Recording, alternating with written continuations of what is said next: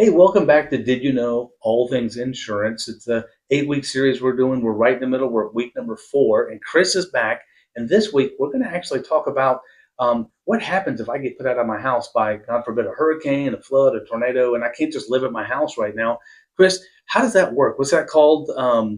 If I need money for a place to stay, and how does that work? Do I get told where I can stay? Do I get just a dollar amount? I go get to spend it? Can I spend more and just add money to it? How does that work if I get put out of my house because I have a fire or a flood or something?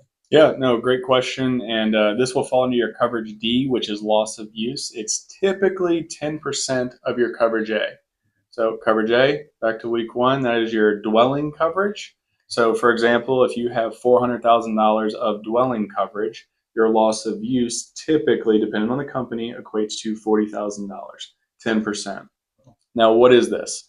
So you had a fire damage in your kitchen because you left the oil on or the oven on, and boom, there was damage, there was smoke, and they need to go in and fix it. You have water that, because of a burst pipe, completely flooded your living room, and you can't live in it. And the big word here in insurance is uninhabitable. So in the event that your house is uninhabitable, your policy covers for loss of use. So you go rent an Airbnb, a VRBO, you get a motel, you rent another home because it's actually going to take a year to rebuild the home because it was a total loss. So point being, your policy, typically 10% of your coverage A, provides coverage for you to go live elsewhere in the event that that happens. And you also brought up flood. I'm not going to spoil anything for later episodes, but there's a really big thing with loss of use when it comes to flood insurance, but we'll save that for the next weeks. Okay. So quick question. Can I just get the money and go live with grandma for a while? That's a great question. Or is it legal? I know people probably do this. I just curious. Yeah. So a funny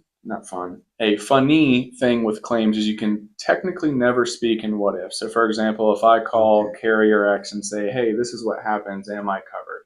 A lot of times they're not going to give you an answer because we can't speak in what ifs, because fraud was a huge thing here in Florida, and it's something that, kind of came from it. Gotcha. But point being, as a broker, and this goes for any independent broker, whether they're a franchise owner like myself with Brightway or, X company down the street, we actually do not work in claims at all.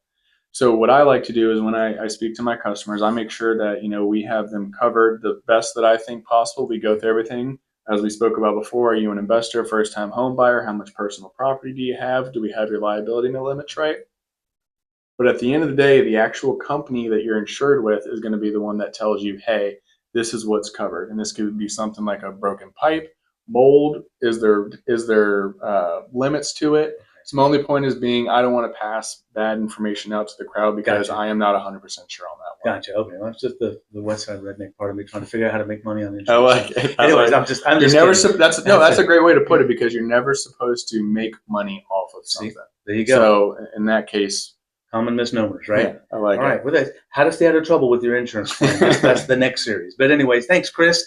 Hey, we'll see you next Tuesday night at 7:30.